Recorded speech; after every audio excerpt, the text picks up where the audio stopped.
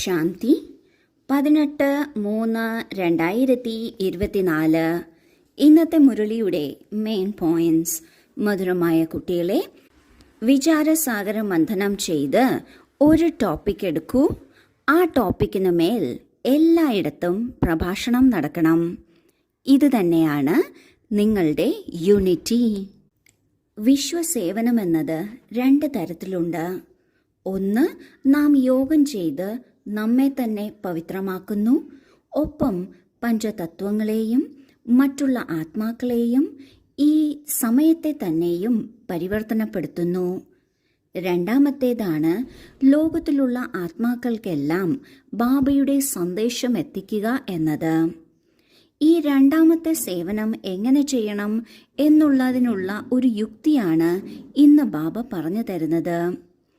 നമ്മുടെ ബ്രഹ്മകുമാരി സ്ഥാപനത്തിന് മുഴുവൻ ലോകത്തിലുമായി ഏകദേശം 130 രാജ്യങ്ങളിലായി 9,000-ഓളം സേവാകേന്ദ്രങ്ങളുണ്ട്. അതിലേറ്റവും അധികം സേവാകേന്ദ്രങ്ങൾ നമ്മുടെ ഭാരതത്തിൽ തന്നെയാണ്. ലോകത്തിലെ ഏറ്റവും അധികം ജനസംഖ്യയും ഭാരതത്തിൽ തന്നെയാണ്. എല്ലാവരും ശ്രദ്ധിക്കുന്ന തരത്തിലുള്ള ഒരു സേവനം നടക്കണമെങ്കിൽ അതിനെന്ത് ചെയ്യണം എന്നതാണ് ബാബ ഇന്ന് പറയുന്നത്. ഏതെങ്കിലും ഒരു ടോപ്പിക് എടുത്ത് അതിനെക്കുറിച്ച് എല്ലാ ഭാഷകളിലും എല്ലാ സെന്ററുകളിലും പ്രഭാഷണം നടത്തണം. ഇങ്ങനെ ചെയ്യുന്നതിലൂടെ എല്ലാവരുടെയും ശ്രദ്ധ ആകർഷിക്കാൻ സാധിക്കും. നമുക്ക് ബാബയുടെ സന്ദേശം എല്ലായിടത്തും എത്തിക്കാനും സാധിക്കും. ഇത് തന്നെയാണ് നമ്മളുടെ ഐക്യം. ചോദ്യം: ഏത് പരിശ്രമം ചെയ്താണ് നിങ്ങൾ കുട്ടികൾ പാസ് വിത്ത് ഓണർ, അതായത് ബഹുമതിയോടെ പാസ്സാകാൻ സാധിക്കുന്നത്? ഉത്തരം: കർമ്മബന്ധനത്തിൽ നിന്നും അതീതരാകൂ. ആരോടെങ്കിലും സംസാരിക്കുകയാണെങ്കിൽ ആത്മാ സഹോദരനെന്ന് മനസ്സിലാക്കി സഹോദരനെ കാണൂ. ബാബയിൽ നിന്ന് കേൾക്കുമ്പോൾ ബാബയുടെ ഭൃകുടിയിലേക്ക് നോക്കൂ. സഹോദര ദൃഷ്ടിയിലൂടെ ആ സ്നേഹവും ബന്ധവും ഉറപ്പുള്ളതാകും. ഇത് പരിശ്രമത്തിൻ്റെ ജോലിയാണ്. ഇതിലൂടെ തന്നെയാണ് പാസ് വിത്ത് ഓണർ അല്ലെങ്കിൽ ബഹുമതിയോടെ പാസ്സാകുന്നത്. ഉയർന്ന പദവി എടുക്കുന്ന കുട്ടികൾ ഈ പുരുഷാർത്ഥം തീർച്ചയായും ചെയ്യും. ഏറ്റവും ഉയർന്ന ബഹുമതിയോടെ പാസ്സാകുന്നതിന് ഏത് പരിശ്രമമാണ് ചെയ്യേണ്ടത്? അത് ബാബ പറയുന്നു, കർമ്മബന്ധനങ്ങളിൽ നിന്നും അതീതരാകുന്ന പുരുഷാർത്ഥം ചെയ്യണം. അതിനായി നാം ഓരോരുത്തരോടും സംസാരിക്കുമ്പോൾ സ്വയം ആത്മാവാണ് എന്ന് മനസ്സിലാക്കണം. അതിനോടൊപ്പം മുന്നിലുള്ളവരും ആത്മാ സഹോദരനാണ് എന്ന് മനസ്സിലാക്കണം. അവരുടെ ഭൃകുടിയിലേക്ക് നോക്കി ആത്മാവാണ് എന്ന സ്വരൂപത്തിൽ ആത്മാ സഹോദരനോട് സംസാരിക്കണം. ഈ സാഹോദര്യത്തിൻ്റെ ദൃഷ്ടി കൊണ്ടുവരിക എന്നുള്ളത് അല്പം പരിശ്രമമുള്ള കാര്യമാണ്. കാരണം 63 ജന്മങ്ങളായി ശരീരബോധത്തിലൂടെയുള്ള കാഴ്ചപ്പാടായിരുന്നു നമ്മൾക്കുണ്ടായിരുന്നത്. അതിനെ നാം ഈ ഒരു ജന്മം കൊണ്ട് മാറ്റിയെടുക്കുക തന്നെ വേണം. ഇത് സാധ്യമായ കാര്യമാണ്. കാരണം നമ്മളോടൊപ്പം സ്വയം സർവശക്തിവാനായ ബാബയുമുണ്ട്.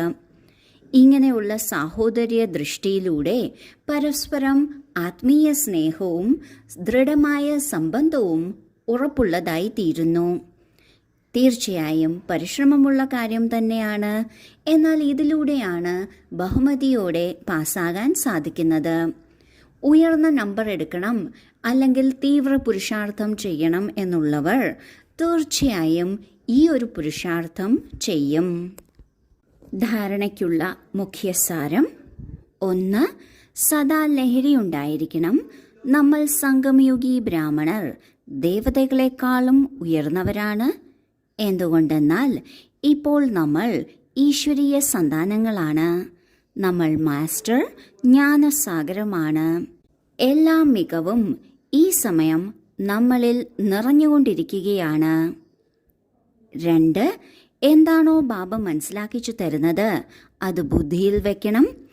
ബാക്കിയെല്ലാം കേട്ടുകൊണ്ടും കേൾക്കാതിരിക്കണം, കണ്ടുകൊണ്ടും കാണാതിരിക്കണം. Hear no evil, see no evil. ആദ്യത്തെ പോയിന്റിൽ ബാബ പറയുന്നു, എല്ലായ്പ്പോഴും ഈ ഒരു ലഹരി വേണം. നമ്മൾ ഈ സംഗമയുഗത്തിലെ ബ്രാഹ്മണാത്മാക്കൾ സ്വയം ഭഗവാനാൽ തിരഞ്ഞെടുക്കപ്പെട്ട കുട്ടികളാണ്. നമ്മൾ ഈശ്വരീയ സന്താനങ്ങളാണ്. ഈശ്വരൻ ഡയറക്റ്റായി നമ്മളെ പഠിപ്പിക്കുകയാണ്. അതിനാൽ നമ്മൾ മാസ്റ്റർ ജ്ഞാനസാഗരവുമാണ്. ഈ സംഗമയുഗത്തിൽ മാത്രമേ മുഴുവൻ സൃഷ്ടിയുടെയും മൊത്തം അറിവ് നമ്മൾക്ക് ലഭിക്കുന്നുള്ളൂ. അതായത് നമ്മൾ പീക്ക് പോയിന്റിൽ നിൽക്കുകയാണ്. മുഴുവൻ പട്ടണവും കാണാൻ പറ്റുന്ന സ്ഥലത്തെ പീക്ക് പോയിന്റ് എന്ന് പറയുന്നു. അതുപോലെ മുഴുവൻ കൽപ്പത്തെയും കാണാൻ പറ്റുന്ന സ്ഥലത്തെ അല്ലെങ്കിൽ ഈ സംഗമയുഗത്തെ പീക്ക് പോയിന്റ് എന്ന് പറയുന്നു. നമ്മൾ ആത്മാക്കൾ പീക്ക് പോയിന്റിൽ നിൽക്കുകയാണ്. ദേവീ ദേവതകളെക്കാളും ഉയർന്നതാണ്. മാത്രമല്ല ഈ സമയത്ത് മുഴുവൻ കൽപ്പത്തിലെയും ഓരോ ജന്മത്തേക്കും വേണ്ടിയുള്ളത് നാം ശേഖരിക്കുകയാണ്. അത് ഗുണങ്ങളുടെ രൂപത്തിലാകട്ടെ, ഭാഗ്യത്തിൻ്റെ രൂപത്തിലാകട്ടെ, നന്മയുടെ രൂപത്തിലാകട്ടെ, പുണ്യത്തിൻ്റെ രൂപത്തിലാകട്ടെ, എല്ലാം ഈ സമയത്ത് നാം ശേഖരിക്കുകയാണ്. ശേഖരിക്കുന്ന ഈ സമയത്ത് നാം അലസരാകരുത്, അശ്രദ്ധരാകരുത്, മടി പിടിച്ചിരിക്കരുത്, ശ്രദ്ധ അങ്ങോട്ടും ഇങ്ങോട്ടും പോകരുത്.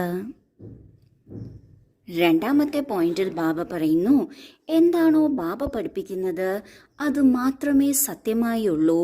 ബാക്കിയെല്ലാം ദേഹാഭിമാനത്തിൽ ഉള്ളതാണ്. അത് അസത്യമാണ്. നമ്മെ തെറ്റായ മാർഗത്തിലേക്ക് കൊണ്ടുപോകുന്നതാണ്. അതിനാൽ ബാബ പറയുന്ന ജ്ഞാനം മാത്രം ബുദ്ധിയിൽ വയ്ക്കണം.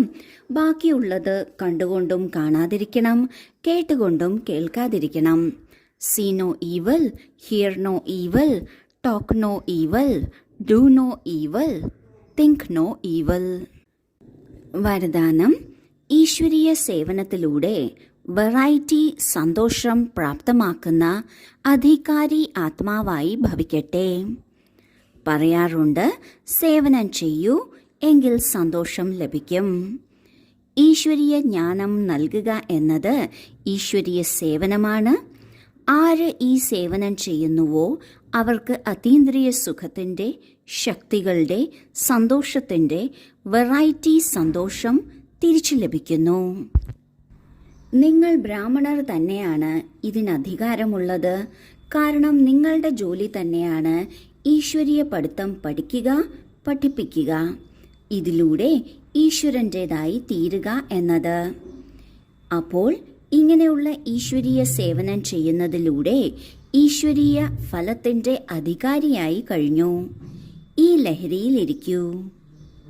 ജ്ഞാനത്തിലൂടെ വിവേകം ലഭിക്കുന്നു, യോഗത്തിലൂടെ ശക്തി ലഭിക്കുന്നു, ധാരണയിലൂടെ ഗുണങ്ങൾ ലഭിക്കുന്നു. എന്നാൽ സേവനത്തിലൂടെ ലഭിക്കുന്നത് സന്തോഷമാണ്. സേവനമെന്നാൽ ഈശ്വരീയ ജ്ഞാനം മറ്റുള്ളവർക്ക് നൽകുക എന്നതാണ്. ആര് ഈ സേവനം ചെയ്യുന്നുവോ അവർക്ക് അതീന്ദ്രിയ സുഖം ലഭിക്കുന്നു, ശക്തികൾ ലഭിക്കുന്നു, സന്തോഷം ലഭിക്കുന്നു. ഇത്തരം പലതരത്തിലുള്ള സന്തോഷങ്ങൾ ലഭിക്കുന്നു. നമ്മൾ ബ്രാഹ്മണ ആത്മാക്കൾക്ക് മാത്രമാണ് ഈ സന്തോഷങ്ങളുടെ അധികാരമുള്ളത്. കാരണം നമ്മൾ കുട്ടികൾ മാത്രമാണ് ഈശ്വരീയ സേവനം ചെയ്യുന്നത്. ഈശ്വരൻ എന്താണോ പഠിപ്പിക്കുന്നത് അത് നാം സ്വയം പഠിച്ച് മറ്റുള്ളവരെ പഠിപ്പിക്കുകയാണ്. അതിനാൽ ഈശ്വരീയ ഫലത്തിൻ്റെ അധികാരിയും നമ്മൾ ഓരോരുത്തരുമാണ്. എല്ലായ്പ്പോഴും ഈ ഒരു ലഹരി ഉണ്ടായിരിക്കണം. സ്ലോഗൻ: ബാബയോടൊപ്പം ഇരുന്ന് കർമ്മം ചെയ്യൂ എങ്കിൽ ഡബിൾ ലൈറ്റ് ആയിരിക്കും. ഓം ശാന്തി.